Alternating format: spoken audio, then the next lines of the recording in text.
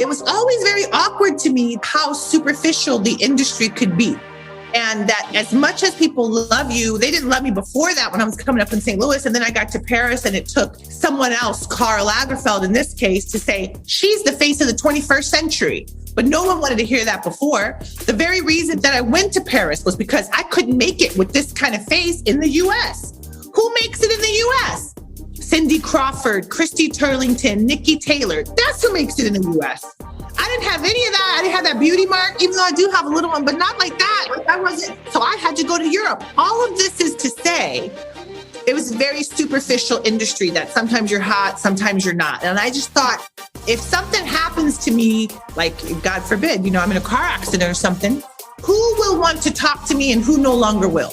Because a lot of gigs and things will go away. They won't call me anymore. Not because it's anything personal, just because we can't hire you to walk the runway if you can't walk it. And that was always like a very scary concept to me, to be judged by something so superficial that your input is determined or bound by like what you look like. And so I think I always had a very analytic, business-minded approach as to like, what's the next thing?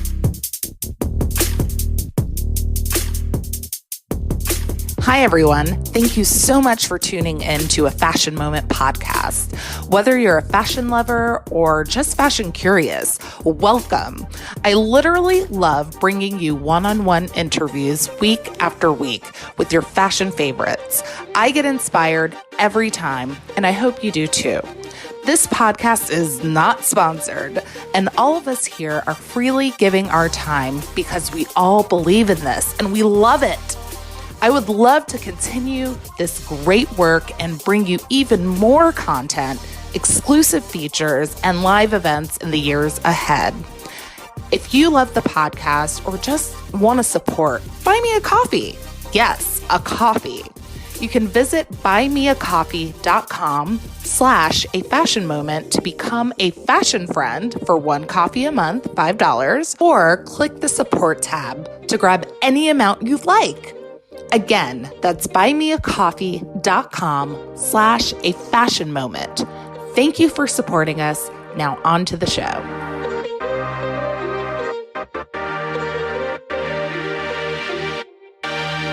Kimora Lee Simmons is a model, a mogul, but most of all, she's a mom.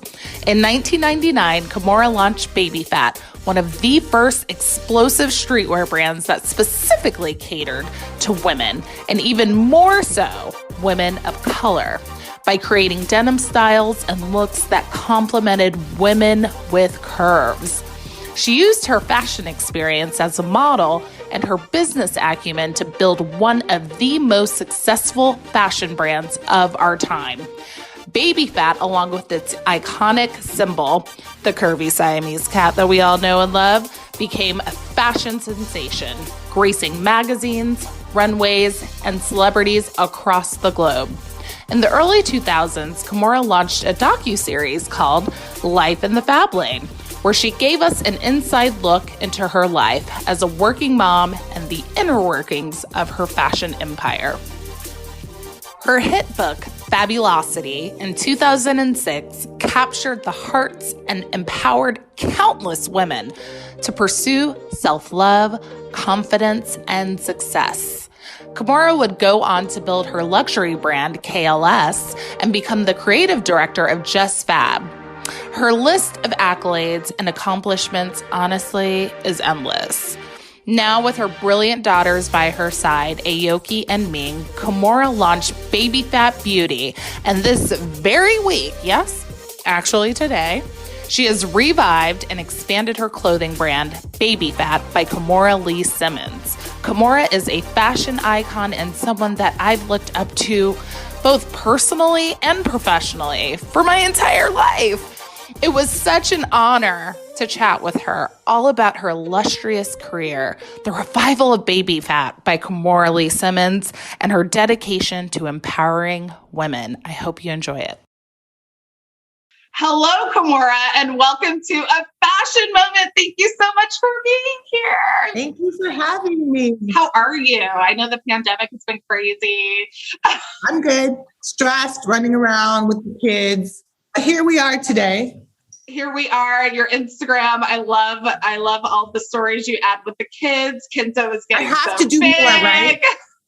I have to do more, and I have to I need somebody to help me on the social part of my platform, because I have to get into more like TikToks, and you're gonna be TikToking. You have to do some video. Like the format now is that few seconds of video. It doesn't matter what you're saying. It could be educational. It could be investments.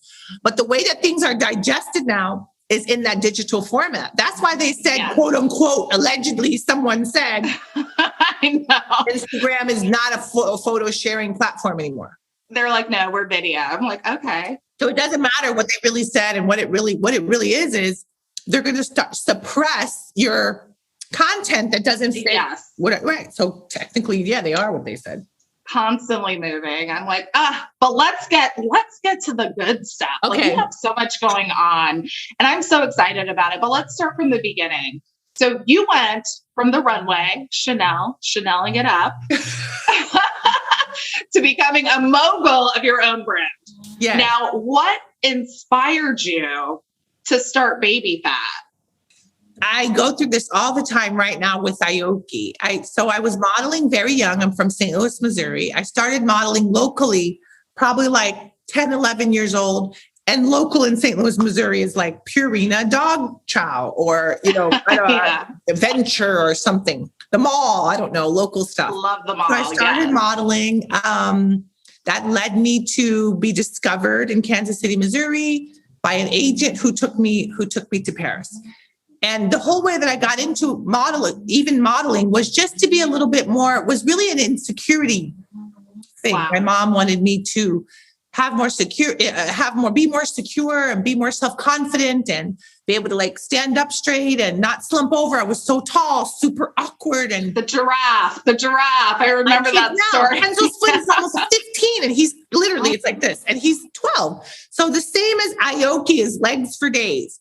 So I got into it, and it was something that paid my way and paid my bills, paid my family. I mean, I was able to do a lot of things, like have a tutor while I'm at work and be able to travel and all these things. But it was always very awkward to me that how superficial the industry could be.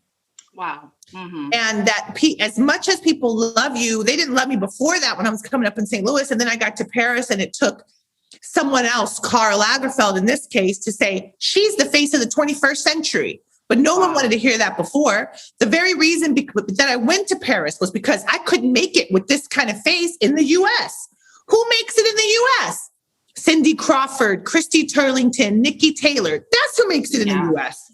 I didn't have any of that. I didn't have that beauty mark, even though I do have a little one, but not like that. Yeah. So I had to go to Europe. All of this is to say, it was a very superficial industry that sometimes you're hot, sometimes you're not. And I just thought, if something happens to me, like God forbid, I'm in a car accident or something, who will want to talk to me and who no longer will? Because a lot of gigs and things will go away. They won't call me anymore. Not because it's anything personal, just because we can't hire you to walk the runway if you can't walk it, or whatever the case.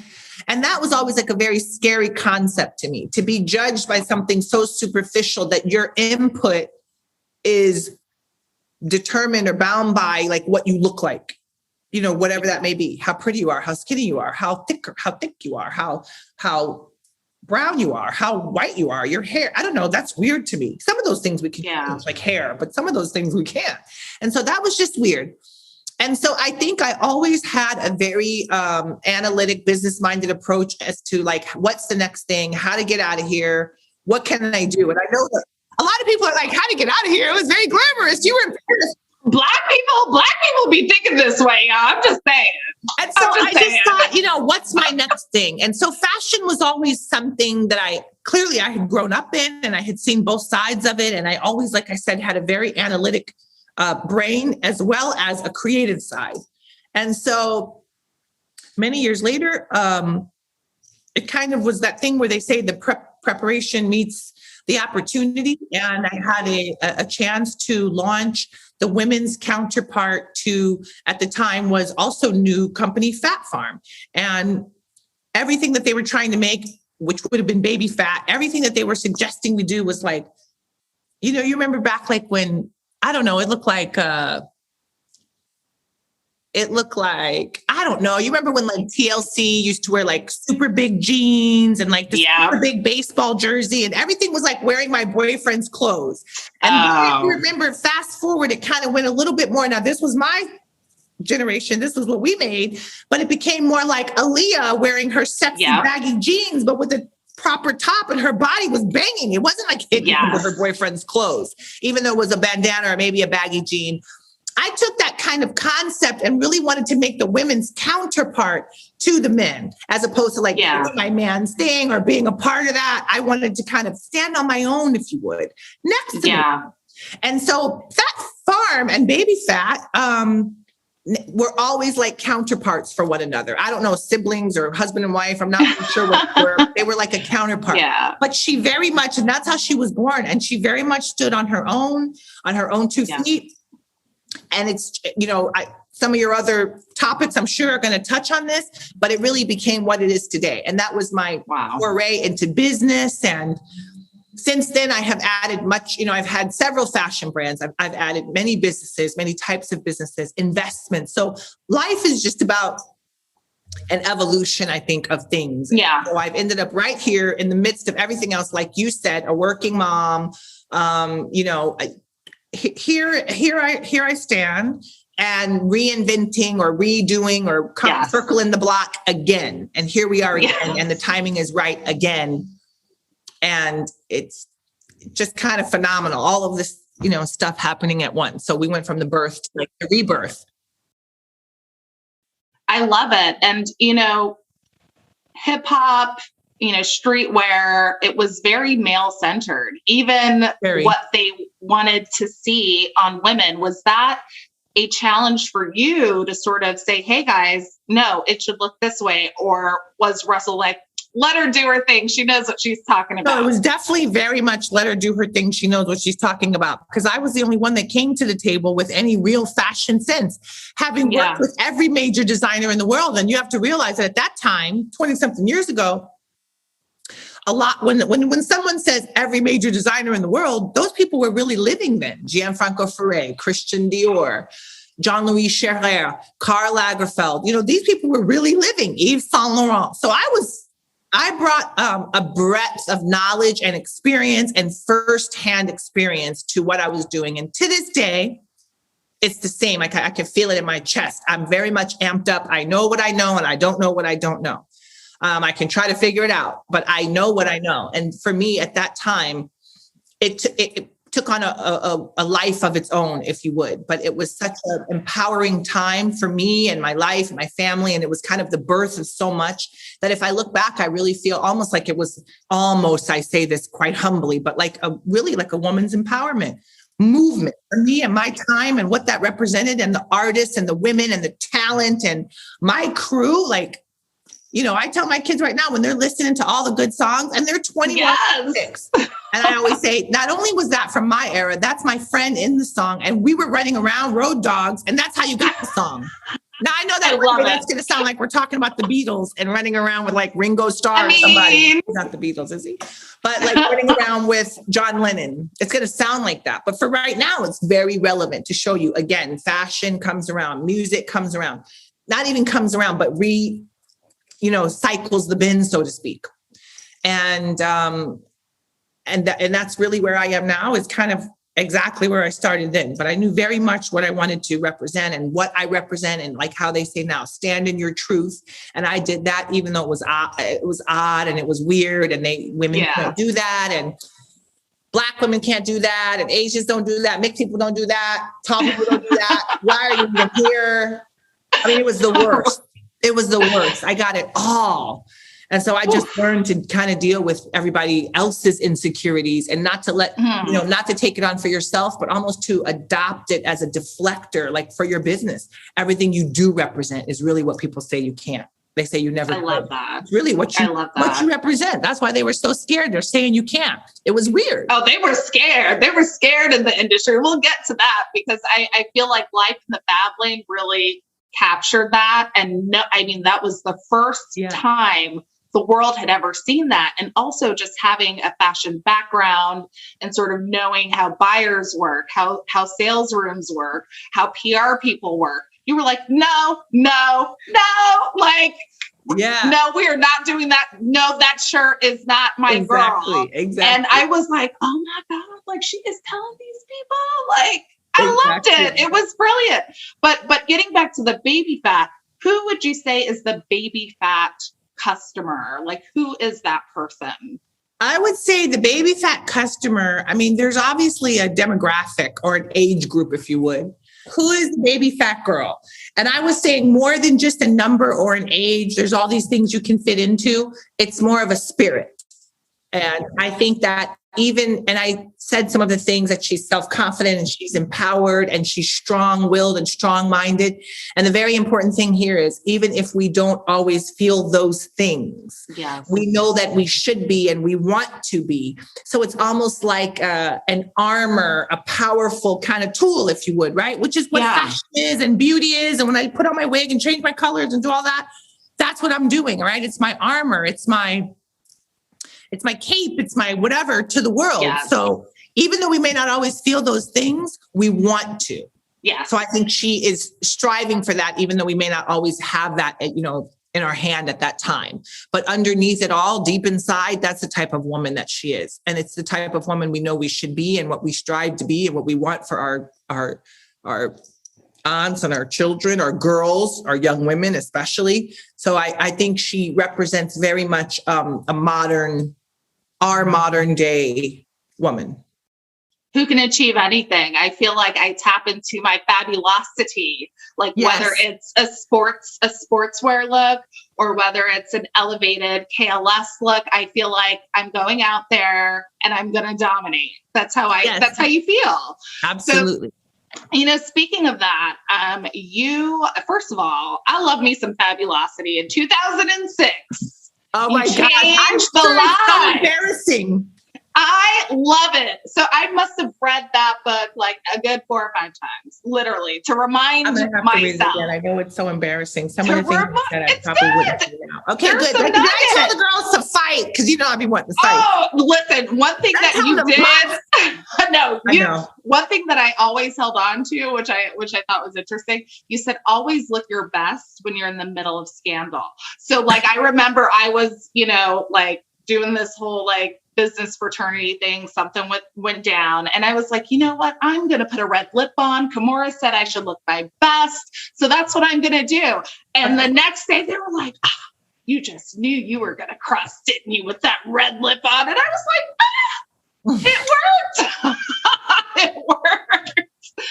So I never forgot that rule. I'm like, whenever things are going down, make sure the hair is laid, make sure the face is laid. That's right. Let them know. So what is are we going to get a Fabulosity part 2? Like my listeners know I'm single. And I've been slowly thinking of it and working on it, but I just think it's coming together and putting, with the right project and with the right people. But I would say definitely yes. Because people are really holding to that. So I'm going to have to go in there and re-edit it. I'm going to have to update it for the modern day woman. And I'm going to have to do all these things. So I can't just leave it at that. I have to bring it current. I have to put some bits and pieces in there from Ming and Aoki now, who are young women. I mean, this is what I think, live for. This is what we are here for. I love it. We raised Ming and Aoki too with you. Just so beautiful. Thank you. Loved the show, loved watching them grow up and seeing all the amazing things they're doing now. What? Harvard? What?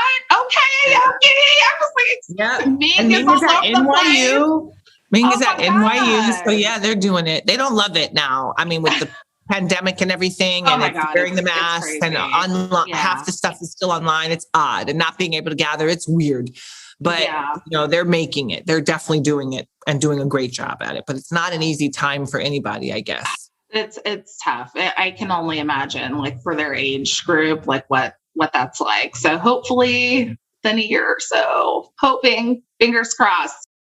Hey guys, it's Justin, jersey number 14. And I'm Corey, jersey number 72. You like talking about sports teams gear? We do. We did that. We synced it. We didn't even plan to. Damn right. That's all right. We're the gear freaks, man. We are. I can't wait. We're going to be talking about gear from all 4 of the major sports, what we like, what we don't like, even more importantly. Can't wait to get going, man. We're going to talk about trash uniforms. Junk. We are going to talk about great uniforms. Throwbacks. High school. That's all real. of it. Nothing is off limits. So, I mean, if you've got gear that you want us to talk about, hit us up, gearfreaks99@gmail, or follow us on the Twitter or Instagram, gear_freaks. Boom. We'll see you soon. Going back to life in the Fab Lane, I mean, I, in my opinion, honestly, it's one of the top docuseries, like fashion docuseries of all time. I would say it's that. So. And, definitely number 1. And then I would say Diddy's If I Were King is probably I don't even know that one. On MTV? Oh, what? Mr. Combs was going off. He was like, I need to see more black models. He made the kids run over the Brooklyn Bridge to get some cheesecake? No. This is the one where he was working with Dow and some other folks, the guys who do public school. And he was creating a collection to really showcase Black beauty and talent. And it was called If I Were King. And so his folks are bringing in like white models. He was like, didn't I ask for black models? Like it was like a whole thing. He was considering like women's wear, and it was just so raw. And he was in there with Jeff Tweedy, like talking, business, like, are we going to move forward this way? I don't want models looking like, they just got the shackles taken off of them and sent down the runway. It was just real raw commentary. I feel like your docuseries is right there, and really, and I don't think there's ever been anything since that really shows the process of creating a collection, of managing a diverse team of people. And that's another thing I want to work on now for the current time and viewers. And I want to put together a project that encapsulates exactly that, what you were just saying, that there's never really been something since that shows all of those elements. And maybe I could put a little twist to that now. And certainly there may be other projects out there that are similar, but definitely not geared towards any kind of people of color or women or any no disenfranchised person, for sure. So I think I would probably do that again. But I think the idea of it, it's important that you say docuseries, because the idea of that really was the intention, to show kind of how to create and drive and generate business, and from the behind the scenes out. And it was a real inside look. Like before that, reality TV was like the Osbournes, where you had cameras all over your house and they're kind of fixed in the corner and they don't move. It was a different thing. And you see train wreck on camera because someone ran into the living room high on drugs. It is what it was. Whatever was after you drunk that night, whatever it was, is what it was. This was something different. It was like cameras on the go, not mounted in my corner of my room, looking at God only knows what. This was like cameras on the go. When we're on the go, we're in meetings, we're in and out. We have real life stuff with our kids. So it's also the family and the life. And I want of business. And I wanted people to understand how to kind of grow a business, sustain a business, create it from the ideas to the finished product. And I think that it also showed a working mom, again, a woman of color, at times a single mom. I probably went through all that on TV. I created brands, beauty brands. Like when people say like now we have like the first color cosmetics. I'm thinking, we did that 20 years ago. Yeah. Or the first launch in Sephora, or the first, I don't know, that you hear all these things now that people are doing. And I'm like, no, we had that. We had little bronzers and little stuff. And but it's very important to keep showing it, because it's not enough. That's the point. And so I wanted to show that as a business, how you can be entertained and loving and be a busy working mom, and the audience can get their kicks, but not something negative or salacious, or not showing I can be a bigger train wreck than you, or you can be a bigger train wreck than me. And that's why we're popular. No. How can we be? And I was determined to show the world that you can be popular without being necessarily naked, or without, I don't have to like encourage my kids to do weird stuff or anything that all this TV has turned into now. We really, really, really were at a different time. And I think it's important to say that. And it's important to say that what we built you can use that and spin off something else, because it's still, people still have the same conversation that we're having. So I think that's great. I always think it's important to keep a little bit to the higher note. I want to show people that you can be cool, you could be whatever hip, you could be from the streets, you could be whatever you want and still make it a good look. It doesn't necessarily have to have a negative connotation, whatever we're trying to do. We can be upwardly mobile. We can be inspirational. We can, it doesn't matter whether that's married or divorced, whether that's with kids or not with kids, whether that's, oh, you're so beautiful today, or no, you're not, and you gained some pounds. Yeah, I did it. Whatever that is, it's making the best of it and always going to work, always working on yourself, always trying to build or grow yourself, your unit, your family. I think we showed a lot of that. And we had a lot of firsts along the way, like the first fashion show to show in Times Square live on the Jumbotron, the first the first fashion show in Radio City Music Hall. Oh, wow. And we sold out Radio City Music Hall. You didn't sell them. You don't sell tickets, but we booked out the seats of Radio City Music Hall, the first one. So it was so many things, you remember back when we had I say it like we were working together, girl. Remember when I know, right?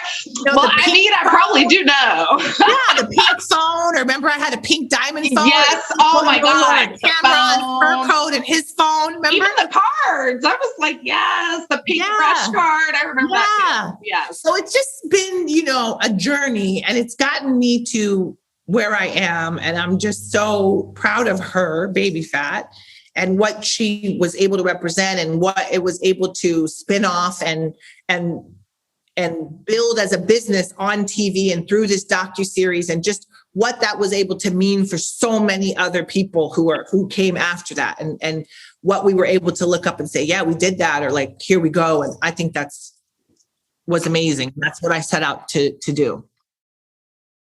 I loved every minute. And I know that so many other people did as well, and do, because you can still stream Life in the Fab Lane. I will put the link in the comments and in the show notes, because I'll tune in just to get a refresh. But one of the things I love, countries, and it's major, and it's so great, and it's still relevant today. So I think it's definitely a must watch.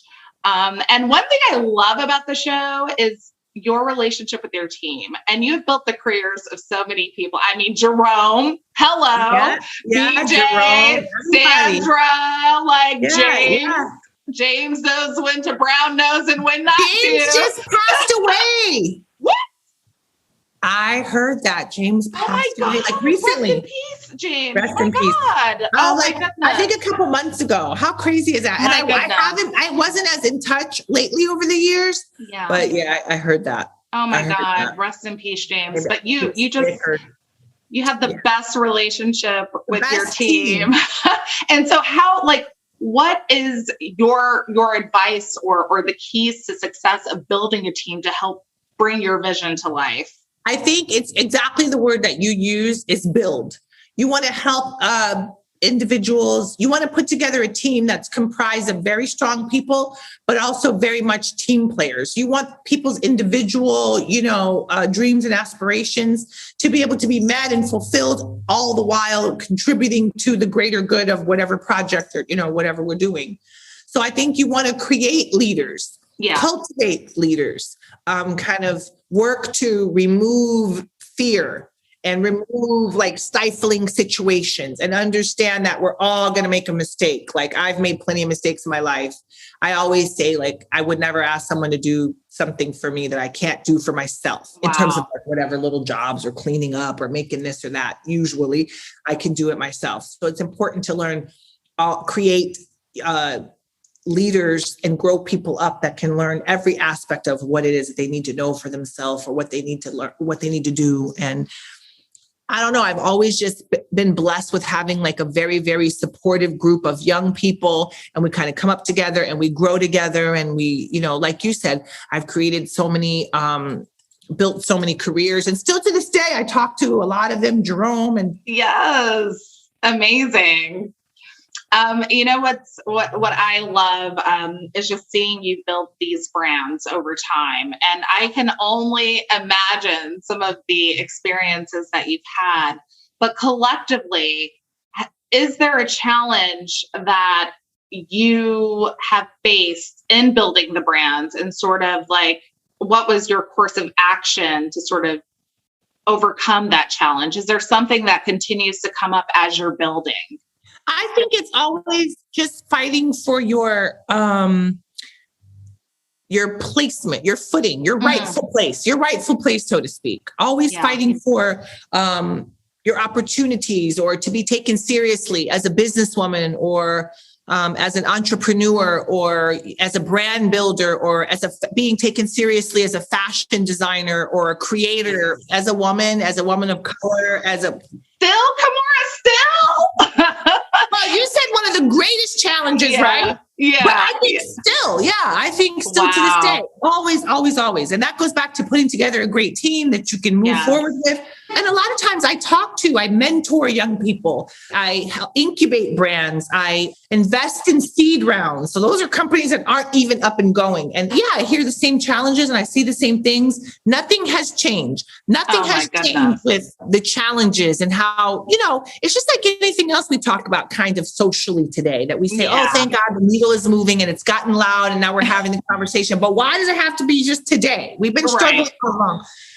Fashion is the same way. Business is the same way. Being taken seriously. Brand building is the same way. Reinventing yourself, same way. Keeping yourself out of trouble, same way. Not getting canceled, same thing. Put some respect on Kimora's name, y'all. Exactly. Put some respect on it. Thank you. Overdue. So speaking of that, put some respect on it, please. So I just have to say, there's been this revival, it seems, just this revival of like 90s, early 2000s, Juicy Couture, all these brands are popping back up. So Baby Phat, what is the vision behind the relaunch? Like, what are we going to see? Well, it's great. Okay, so we've been relaunching. It's been a little while because we did that and ran into a pandemic. So it's been actually a little bit of time. And we've maintained throughout the pandemic. I'm launching, I don't know if launching is the right word, but I launched a line right now, Baby Phat, into Macy's. So it's in there now and everything will be fully in by holiday. Yeah, December 1st. So what's crazy? You have it first of all, I need that heritage hoodie in my life. I'm like, when is that gonna be? I know, I'm gonna put that back. I have to relaunch my site. I need help with my social media. Now, those things are true. See, that's excited. Coming with the new. I know. I'm excited. And I'm going to get all those pieces back. So I have to focus on the D2C, but I do have some retail and some verticals. So Macy's is one. That's a clean launch. And it looks, I can honestly say every piece I've done, worn, touched, it's amazing. The denim, the jogging suits or the jumpsuit, the velour, everything. I also have a collaboration coming with Lady Foot Locker. So that'll be in spring. Amazing. So I think it's going to be, the idea behind the relaunch is that people really love everything. First of all, like I said, we've already done most things. Like if one more little young budding brand tries to take my little pink Pantone, and our little Baby Phat pink, y'all know we've been pink. Now I come out and someone says, oh, what color do you want, the backdrop to be? Pink. And they'll say, oh, you can't do pink because whoever already did it. Doesn't she know that's not pink? How old is she? 12? Let me get her on the phone. Right? Usually they're my friends they're talking about, but you know what I mean? So it is really a revival. And what goes around comes around. That works for fashion, business, karma. Don't forget that. And like you said, the Juicies and even the Tommy Hilfigers. So the retro brand is a thing right now. And I won't even just leave it at that because that means when it passes that it's gone. But also I would say we are dealing with, so we have that aspect of retro. We have the aspect, which is also like Y2K. Yes. That's a big movement right now. I don't think that's going anywhere for a while. I mean, in terms of toys, dolls, clothes, fashion, the fit, the actual fit of the clothes, like how the sneakers fit, how the jewelry looks, how the bandana is color blocked, like how it actually the lines and everything. So that's coming back. Also, I think it's important to say that we are a legacy brand. So you grew up with me and my two kids, even when I had no kids, and I was naked in Times Square. Mm-hmm. But all the way to my kids being born, then growing up through the business with the docuseries, with the business, I was one of the first people to have my kids on the runway with me. That's I'm one of the first people to even be able to be, certainly for a woman, to be able to be on the runway when you just had a kid. No one's doing that. Now, I say women because, you know, Jen Franco Ferre, Christian Dior could have been 200 pounds. I mean, you know, somebody else. And women like us, we had to look a certain way getting back to work and do it all in front of the world. Yeah. I went to work with my kids. My kids have now grown up. So you have that. And now they are going to work on the brand. So you're dealing with a legacy brand. And I think that's very appealing because it's something that we know mixed in with a little something new and exciting. And so I just think as a business, it's something that I never let go. And it was always very close to my heart, my brand. And as you know, you remember we sold it to Kelwood and then I stayed on to course correct, even just keep them to the course. And then that didn't work. And then I broke away, I remember, and went my separate way. And then I reacquired it back some few years ago. So it's been just a journey, but I think it's never really gone away. It's never gone away. That woman has never gone away. Someone to speak to empowering that woman, that has not gone away. You're not going to necessarily find that from a lot of current designers. And I see them say all the time, and I say this to people all the time, when you're interviewing people or talking to people, go read their history. A lot of times I'm so shocked in this cancel culture, you really let people get away with lying about something that was from the past when it's written right there. So when I say I go to work for people of color, well, not just people, women. Let's start there. Women. Yeah. And then women of color. And that could be Black, Asian, any color. And then women of all shapes and sizes. When I say it, you could look on my runway from the beginning of time. There was no such thing as, they were all a size 0. And no, they didn't. When you look at charity, philanthropy, scholarship funds, I've been working with all the fashion institutions, all the higher learning institutions. Where have people been putting their money? What have they been saying? So these things never go away. I am speaking to the fact that other designers cannot, certainly not men, in my humble opinion, because I'm a woman, so I'm never going to have that point of view, right? But I don't think a man can speak to empowering a woman the same way as a woman can. Now, that's not to say that I have to be a woman to design for women. No, I have to be a man to design for a man. Absolutely not. But what I bring is a certain sensibility that is authentic. That's what I'm saying. You have to maintain your authenticity at all times. And sometimes some of the other designers that we could be talking about are just can't do that. And I'm talking mainstream, big, normal designers. They say all these things, but that hasn't always been their mantra or their strategy. They don't speak to these communities or anyone that's disenfranchised or women, any sizes, shapes, color. They don't do it. But because it's cool now, they do it. So just take a look at it. So when we talk about like this woman that's reinvented, we know who we are because we've been right here. And I really should have never gone away. But she is and now she looks like me. Like we're a little bit more grown up. We're not babies anymore. You know, she looks like we're like young, hot, beautiful, but not 18, not 20 with no job. No, we're not that. We have jobs. We have responsibilities. We're graceful under pressure. These are the same things that are true for building a brand. They're true for Baby Phat, the brand. They're true for Kimora, the woman, the mother. They're true for all the other mothers that stand next to me, all the independent women that nobody wanted to hear. I just got done saying that today. When I go in to make deals, typically it's going to be a bunch of men around me. I said that because no one wants to hear me really talking. They do. Yeah. They think I'm beautiful. They pay a lot of money to get me to stand there and to do business, but they don't necessarily want to hear all that you have to say because you don't look like a man. Yeah. It's the same thing with business, fashion, style, young women, our children, single moms. We have to keep it going because no one's ever going to give that to you. If we don't give it to one another, and most importantly, give it to ourselves, no one's going to do that for you. So anytime you are reinventing yourself, reinventing the wheel, the brand, helping yourself along, your children, every day is a new day, a new chance. The work, I don't really notice it in this many years. The work doesn't really change. Wow. It's kind of reincarnated. It ebbs and it flows, but it doesn't really change. That messaging, which is one of empowerment, self-confidence, building for ourselves, amongst ourselves, with ourselves, I don't know. I think it's probably like a lot like a feminist or something I sound like, right? I'm not sure. I don't know what that is. I probably sound very aggressive, leaning towards like women and moms, but I don't give a damn because nobody helps us with shit. No one has given me shit. And I would like to say that. No one has given me nothing. I've been married 3 times. I have contributed to an nth degree in my relationships.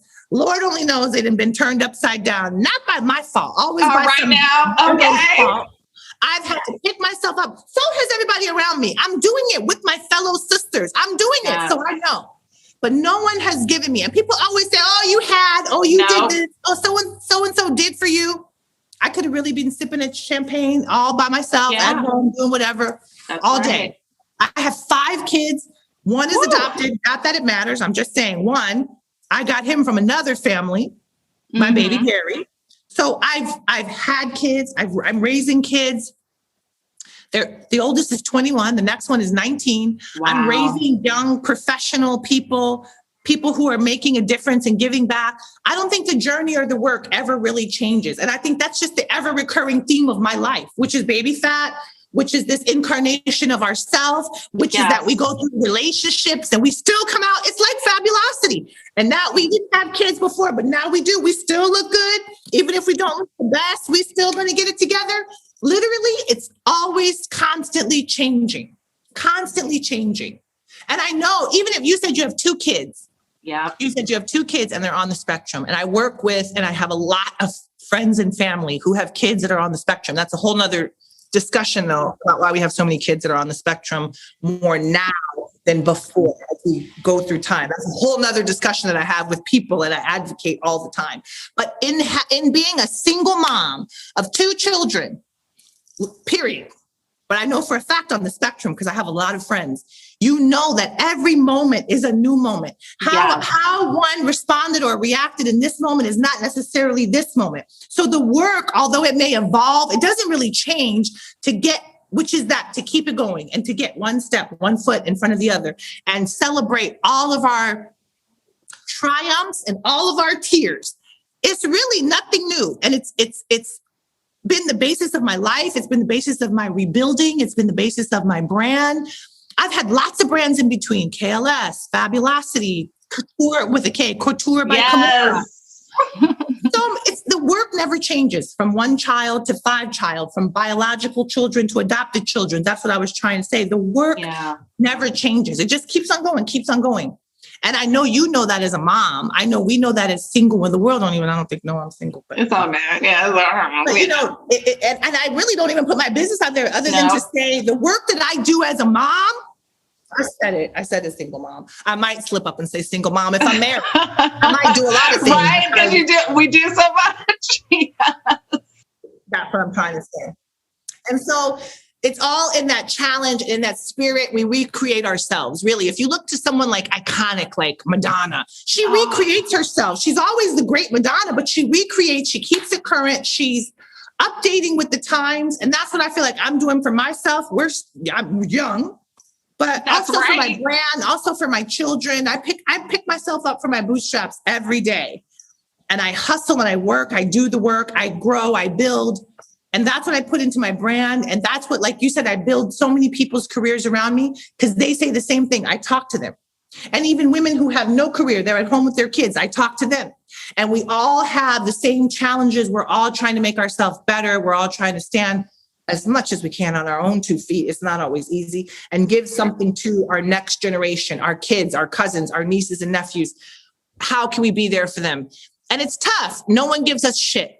No one gives us nothing. Even like the crazy things you may hear about whatever social movements we engage in now. It's always something to say on both sides of the fence. The bottom line is no one's giving you nothing. And the proper way is no one's giving us anything. No one's giving us nothing. You're totally fine.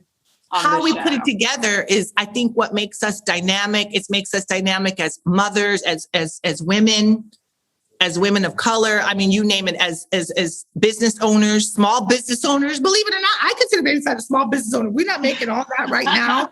We're dealing more on legacy and growth and relaunch. So I understand those challenges too.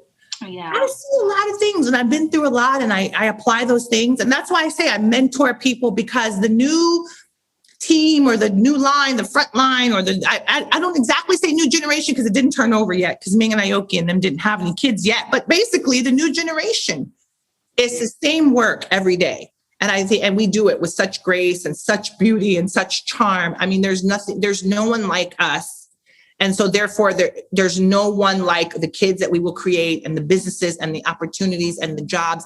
And we will leave a legacy for ourselves, period, point blank. And that's the point of Fabulosity and Baby Phat and this journey of women.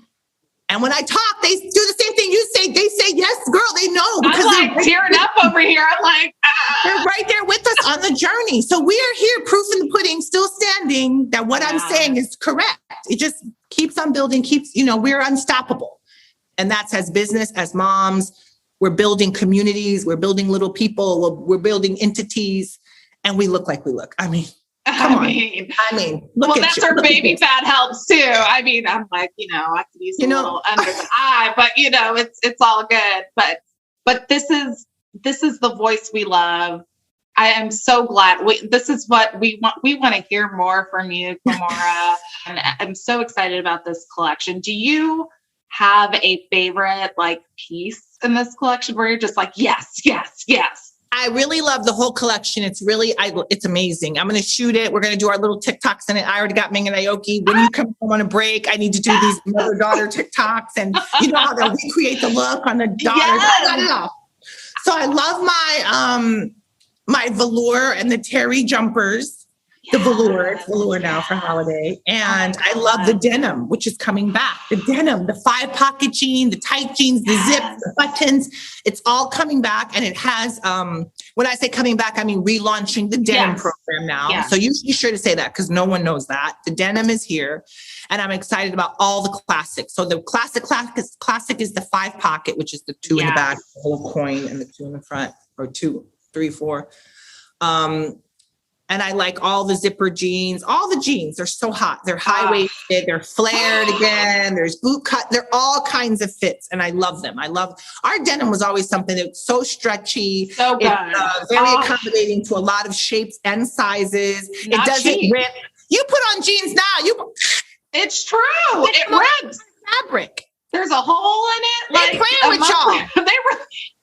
They really are. I'm excited about those jeans because those were epic. I remember when they came out. And I'll have to get you some sent out to you. You have to tell him your address and everything, and I'll send you some. I'm dying. Thank you, Kimora. I'm dead. Yeah, I'm dead. Just pick up my ashes, y'all. It was a great show. I've achieved my life. So much more. But getting to God, you've lived through so much. You've personally, professionally.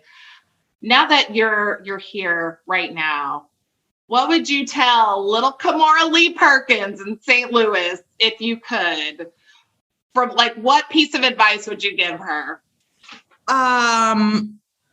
It gets better as you go on. You are not ugly.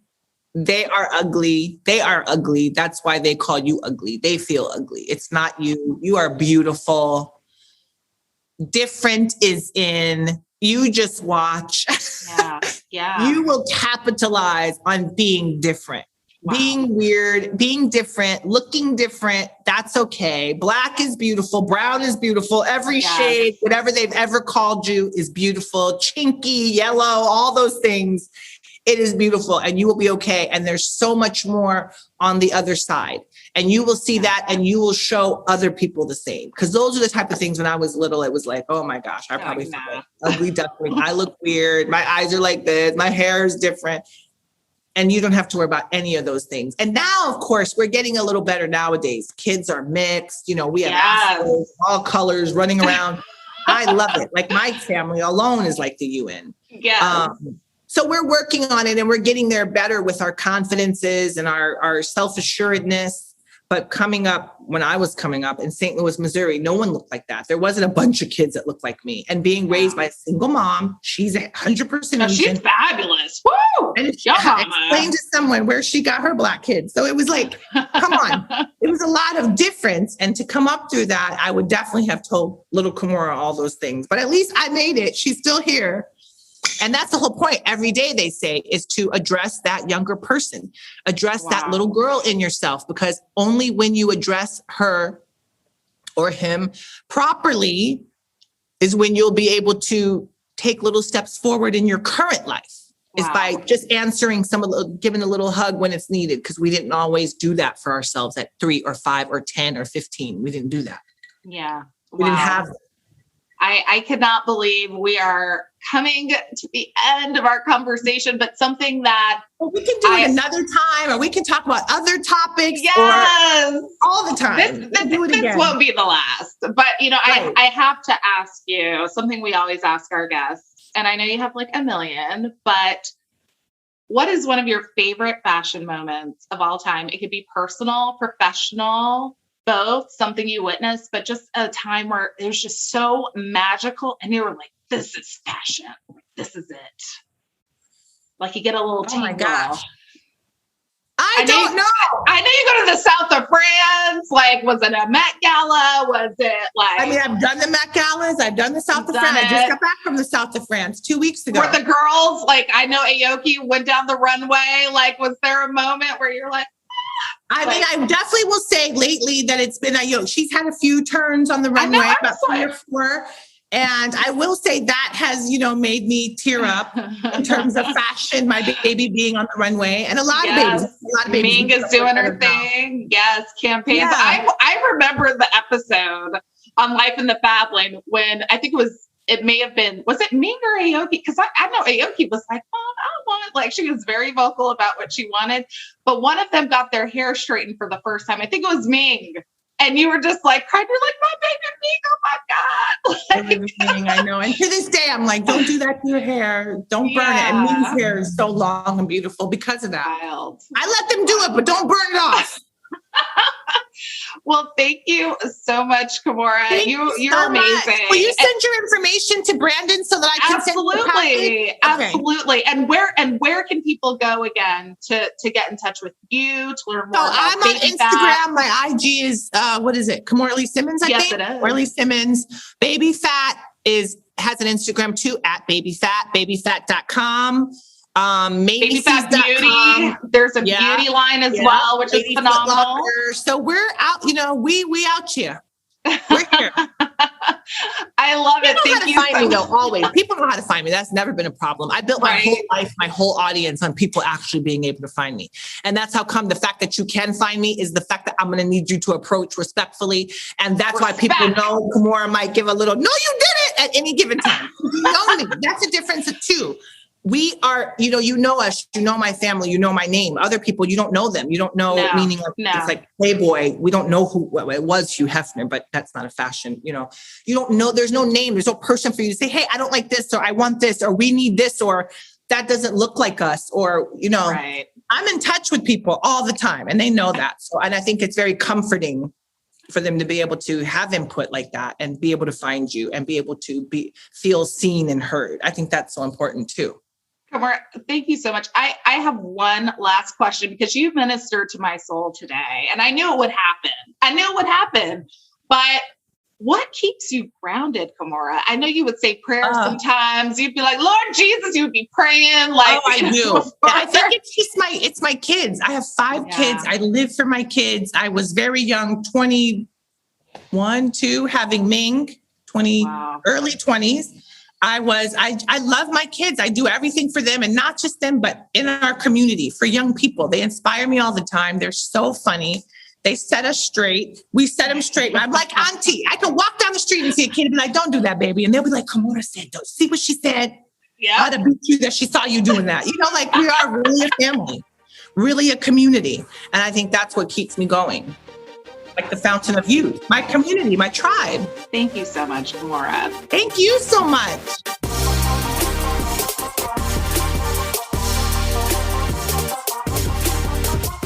Thanks so much for joining me for this week of A Fashion Moment. If you like what you hear, we'd love for you to join our community of listeners and spread the word about the show. We also want to hear from you. Share your favorite fashion moments and dream guests with us by sending an audio clip or email to afashionmomentpodcast@gmail.com. Or you can tag us on Instagram at A Fashion Moment, and you could be featured on next week's episode. And don't forget to subscribe and leave us a review and let us know what you think. Until then, see you next time for another fashion moment. Podcast production by Rebecca Rashid and John Taylor Williams. Digital media production by Megan Porras. This recording carries a Creative Commons 4.0 international license. Thanks to Patrick Patricios for their song, Hot Coffee.